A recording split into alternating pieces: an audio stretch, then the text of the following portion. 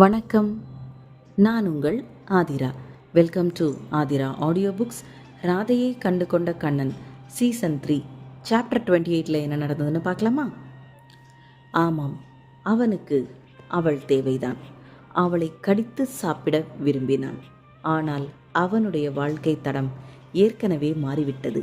அப்படி இருக்கும்போது அவள் கேட்டது போல் அவன் ஏதாவது செய்தால் நிச்சயம் அவளுடைய தந்தை கிருஷ்ணனின் முதல் எதிரியாக கியாஷ் தான் இருப்பான் என்று அவனுக்கு நன்றாகவே தெரியும். எதிரே ராமன் நின்றிருப்பதை உணர்ந்த கவின் அவனுடைய முகத்தில் எந்த ஒரு உணர்ச்சியையும் காட்டாமல் நிமிர்ந்து பார்த்து, ராமன், இதற்கு மேல் நேற்றிரவு நடந்த பார்ட்டி போல் இனிமேல் எதுவும் அரேஞ்ச் பண்ணாதீர்கள் என்றான் கவின். மாஸ்டர், இது என்னோட பர்சனல் டைமில் தானே செய்கிறேன். எனக்கு மனைவியோ குழந்தைகளோ இல்லை. என்னுடைய என்டர்டெயின்மெண்ட்காக தான் நான் இதை செய்கிறேன் என்றான் ராமன். ஒரு தடவை சொன்னால் புரியாத உங்களுக்கு அஃபிஷியல் ஆர்டர்ஸ் இஷ்யூ பண்ணணுமா என கேட்டான் கவின் கோபத்துடன். இந்த ராமன் நேற்றிரவு அந்த பார்ட்டியை வைக்காமல் இருந்திருந்தால் ராதிஷா அங்கு வந்திருக்க மாட்டாள். வேறு ஒருவனை கியாஷ் என்று தவறாக புரிந்து கொண்டிருந்திருக்க மாட்டாள். ஒருவேளை நேற்று இரவு மட்டும் கவின் நேரத்திற்கு அங்கு செல்லாமல் இருந்திருந்தால் அவளை வேறு ஒரு ஆடவன் கியாஷின் பெயரால் முத்தமிட்டிருப்பான். இதெல்லாம் நினைத்து பார்த்த கவினுக்கு ஆத்திரம் அதிகமாக வந்தது. சரி, நான் இனிமேல் இப்படி எதுவும் செய்ய மாட்டேன் என்று சொன்ன ராமன் அறையை விட்டு வெளியேறினான். மீண்டும் ராதிஷா ஒரு கேக்கை ரசித்து கடிப்பது போன்ற ஒரு ஃபோட்டோவை அனுப்பினாள். உன்னை பார்க்கவே எவ்வளவு டேஸ்டாக இருக்குது தெரியுமா என்று அந்த ஃபோட்டோவை பார்த்து கேட்டான் கவின். என்ன ஆயிற்று கியாஷ், ரொம்ப பிஸியாக இருக்கீங்களா? ஒரு ரிப்ளை கூட அனுப்பவில்லையே என்று கேட்ட ராதிஷா, இந்த ஹோட்டலில் கேக் ரொம்ப டேஸ்ட்டாக இருக்குது, ஒரு நாள் நம்ம இங்கே லஞ்சுக்கும் வரலாம் என மெசேஜ் அனுப்பினார். அவளுக்கு என்ன பதில் சொல்வது என்று கவினுக்கு புரியவில்லை. அவனிடமிருந்து பதில் வருகிறதோ இல்லையோ, அவள் மெசேஜ் அனுப்புவதை மட்டும் நிறுத்தவில்லை. ஆனாலும் ஒரு கட்டத்தில் அவளுடைய ஆசையை நிராகரிக்க அவன் விரும்பவில்லை. ஓகே, கட்டாயம் ஒரு நாள் போகலாம் என்று ரிப்ளை அனுப்பினான். கியாஷ், நீங்கள் எனக்கு ரிப்ளை பண்ணணும்னு எந்த அவசியமும் இல்லை. உங்களுக்கு நேரம் கிடைக்கும்போது அனுப்புங்க போதும். நான் எதுக்காக உங்களுக்கு மெசேஜ் அனுப்பினேன் என்றால், நான் எங்கிருக்கிறேன், என்ன செய்து கொண்டிருக்கிறேன் என்று உங்களுக்கு தெரிய வேண்டும் என்பதனால்தான் என்று அனுப்பினாள் ராதிஷா. அவனது பதிலுக்கு பின் ஃபோட்டோவில் சேர்ந்திருந்த அவளது கண்கள் இப்பொழுது பளிச்சென காணப்பட்டது. நான் பிஸியாகத்தான் இருக்கிறேன். உனக்கு பதிலளிக்க முடியாமல் போனாலும் நீ அனுப்பும் எந்த மெசேஜையும் நான் கண்டிப்பாக மிஸ் பண்ண மாட்டேன் என்று அனுப்பினான் கவின். இதை பார்த்ததும் ராதிஷாவிற்கு துள்ளி குதிக்க வேண்டும் போல் இருந்தது. நீங்கள் உங்களுடைய வேலையை பாருங்கள், நான் எப்பொழுதும் போல் உங்களுக்கு அப்டேட் செய்து கொண்டே இருக்கிறேன் என்று அனுப்பினாள் சந்தோஷத்துடன். உணவு உண்ணும்போது அவளையும் அறியாமல் சந்தோஷத்தில் ஒரு பாடலை முணுமுணுத்தாள். இதை பார்த்த ஆதவன், என்ன ராதிஷா, ரொம்ப சந்தோஷமாக இருக்க போல இருக்கே, சாப்பாடு நல்லா இருக்கா இல்லையா, நீ சரியாக சாப்பிடலையே என கேட்டான். ஃபுட் நல்லா தான் இருக்குது, ஒன்றும் பிரச்சனை இல்லை. இன்றைக்கி நான் ரொம்ப சந்தோஷமாக இருப்பதுக்கு நீங்கள் தான் காரணம் என்றாள் ராதிஷா. உன்னோட கவனம் சாப்பாட்டிலேயே இல்லையே, ஃபோனில் யாருக்கும் மெசேஜ் பண்ணுறியா என கேட்டான் ஆதவன். ஆமாம், என்னுடைய அப்பாவுக்கு மெசேஜ் பண்ணிட்டு இருந்தேன், வேற ஒன்றும் இல்லை.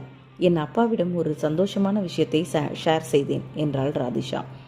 அவளுடைய சந்தோஷத்திற்கு அவன்தான் காரணம் என்றாள். அவளுடைய தந்தைக்கு அந்த சந்தோஷத்தை பகிர்வதாக சொன்னாள். இதை கேட்ட ஆதவன் மெதுவாக அவள் அருகில் அமர்ந்து தோள் மேல் கை போட்ட துணிந்தான். அவன் எதிர்பார்க்காதபடி அடுத்த நொடி அவனது கையை பிடித்து முறுக்கிவிட்டாள் ராதிஷா. ஏய் ராதிஷா, என்ன பண்ணுற என்று கத்தினான் ஆதவன்.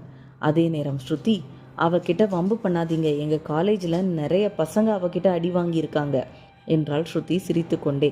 சாரி மிஸ்டர் ஆதவன், எனக்கு கராத்தே தெரியும், தானாக வந்துடுது, ஐ எம் சாரி என்று சமாளித்தாள் ராதிஷா. இதில் ஒன்று மட்டும் அவனுக்கு புரியவில்லை.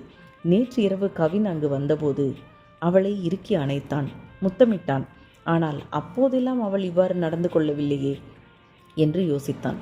திஷா, நான் ஆதவன் உன்னை எப்படி தவறாக நினைப்பேன் என்று கையை உதறிக்கொண்டு சமாளித்தான். அவ்வப்போது நான் தான் கியாஷ் என்று அவளிடம் வேண்டுமென்றே சொல்ல வருவது போல் பாதியில் நிறுத்துவான். இது எல்லாம் அவனும் ராமனும் சேர்ந்து செய்யும் சதித்திட்டம்தான். ஆனாலும் ராதிஷா புத்திசாலியாயிற்றே. நேற்று மட்டும் அவள் கியாஷை சந்திக்காமல் இருந்திருந்தால் இன்று ஆதவனின் கைகளில் அவள் விழுந்திருப்பாள்.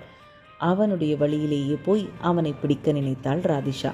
ஸ்ருதியின் காதுகளில் கிசுகிசுத்தாள் ராதிஷா. நீ இங்கிருந்து சீக்கிரம் வீட்டிற்கு திரும்பு, நானும் ஆதவனும் படம் பார்த்துவிட்டு வருகிறோம் என்றாள். இதை சற்றும் எதிர்பார்க்காத ஸ்ருதி, ஏன் ஆதவன்தான் உன்னுடைய கியாஷாக இருப்பாரோ என்று நினைக்கிறாயா என கேட்டாள். ஆமாம், இருக்கலாம் என்று தோன்றுகிறது என்றாள் ராதிஷா. நீ சொல்வதும் சரியாகத்தான் இருக்கிறது. ஆனால் நீ இல்லாமல் நான் வீட்டிற்கு சென்றால் அண்ணன் என் காலை உடைத்து விடுவார் என்றாள் ஸ்ருதி. ஸ்ருதியின் பேச்சையும் கேட்டுத்தான் ஆக வேண்டும் என்று முடிவெடுத்த ராதிஷா, அப்படியென்றால் ஒன்று செய்யலாம், நீ இந்த காஃபி ஷாப்லேயே உட்காந்துரு, நான் சீக்கிரமாக வந்துடுறேன் என்று சொல்லிவிட்டு அவளை கவனமாக இருக்க மீண்டும் வலியுறுத்திவிட்டு தனியாக அவனை நோக்கி நடந்தாள். ராதிஷா தனியாக வருவதை பார்த்த ஆதவனுக்கு சந்தோஷமாக இருந்தது. ஸ்ருதி எங்கே என்று கேட்டான். அதற்கு ராதிஷா, அவளை வீட்டிற்கு திரும்பி செல்ல சொல்லிவிட்டேன், நாம் 2 பேரும் படம் பார்த்துவிட்டு திரும்பலாம் என்றாள்.